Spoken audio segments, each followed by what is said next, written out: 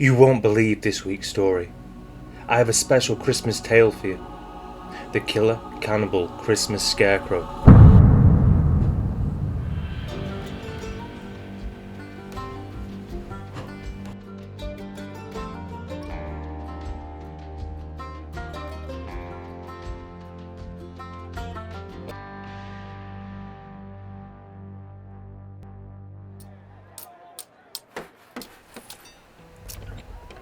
(1480), and a German knight known as Hans Trapp took off his helmet and looked around.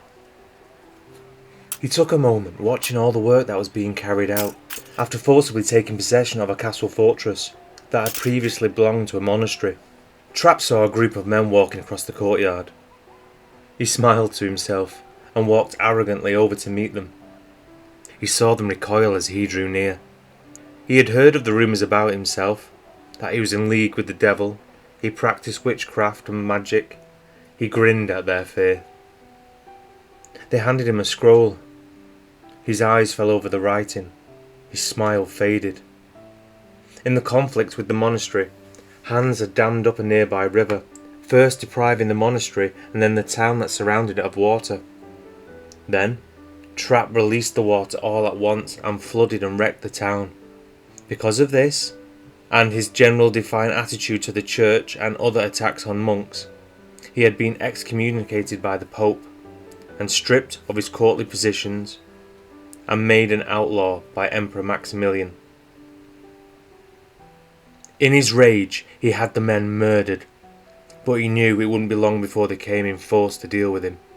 So late one night, he took his black horse and rode alone away from the castle and his men into the darkness. Over time, as an outlaw, losing his possessions and being banned from the church drove Hans mad, with anger and then with despair.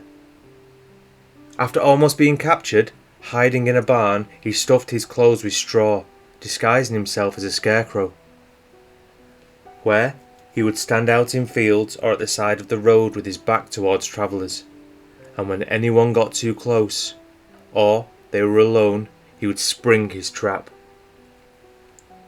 He would go on living this way, an increasingly miserable existence. And it was here where he decided, instead of begging for scraps, he would eat all the fresh meat he came across nearly every day. He turned to cannibalism.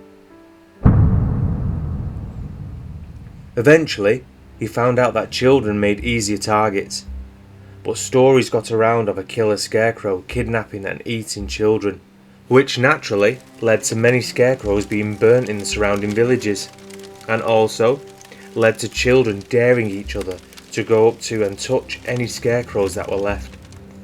And because of this, one snowy day in December, a group of boys went out into the mist, heading towards the crossroads just outside the village.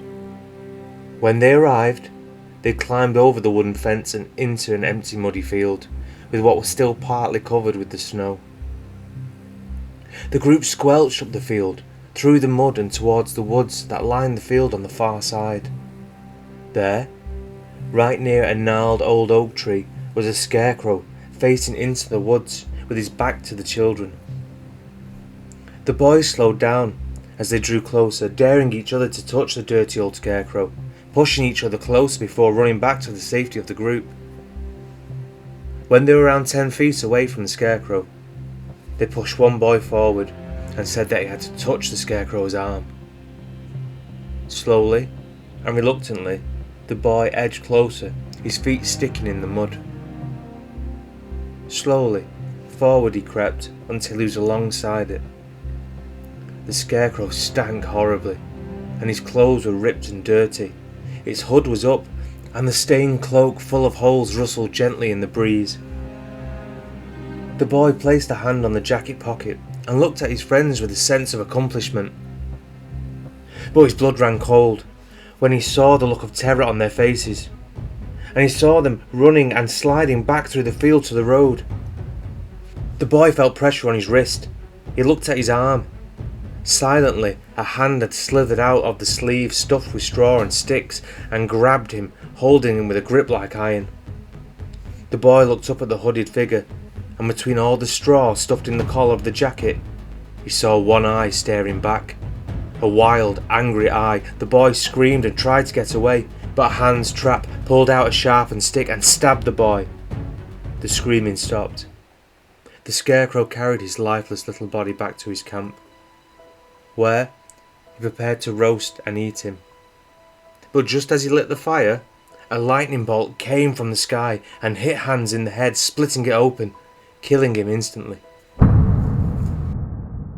Another version I have found says that all the death of the children drew the attention of Santa, who went to confront Hans Trapp, who was lured out and captured.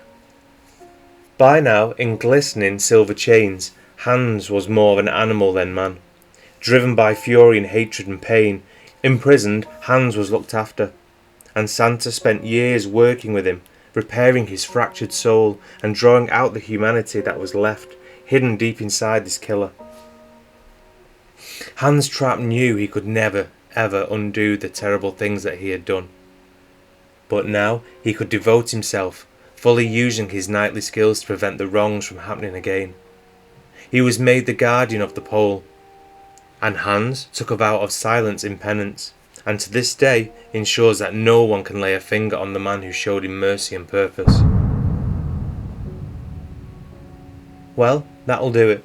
But to let you know, Hans von Troa was a knight who lived from 1450 to 1503. He was vastly wealthy and powerful, commanding 2 castles in the Palatine territory.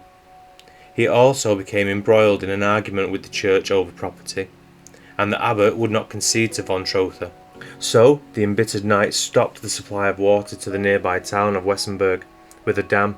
In retaliation, the abbot had the dam destroyed, which flooded the villagers' homes and businesses.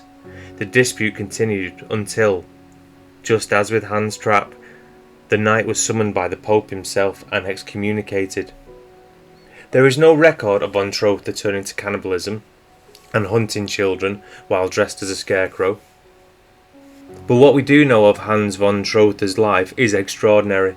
Even the Emperor's intervention wasn't enough to put a stop to the knight's battle with the abbot of Wessenberg Abbey. Even excommunicated, the wily von Troa did well for himself, serving the French royal court.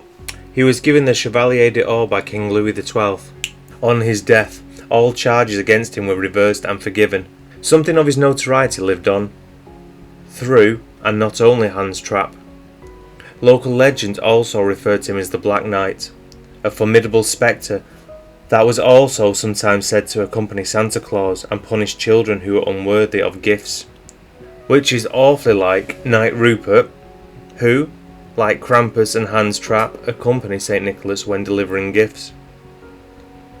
Well, that'll do it, but let me know your thoughts in the comments below, as I do love to hear what you make of these tales. My personal favourite is the ending where there's some Christmas knight in armour, sword drawn, ready to defend Santa. But that might just be me. Also, don't forget to like and subscribe, so you don't miss any of my weekly uploads. That'll do. Take care.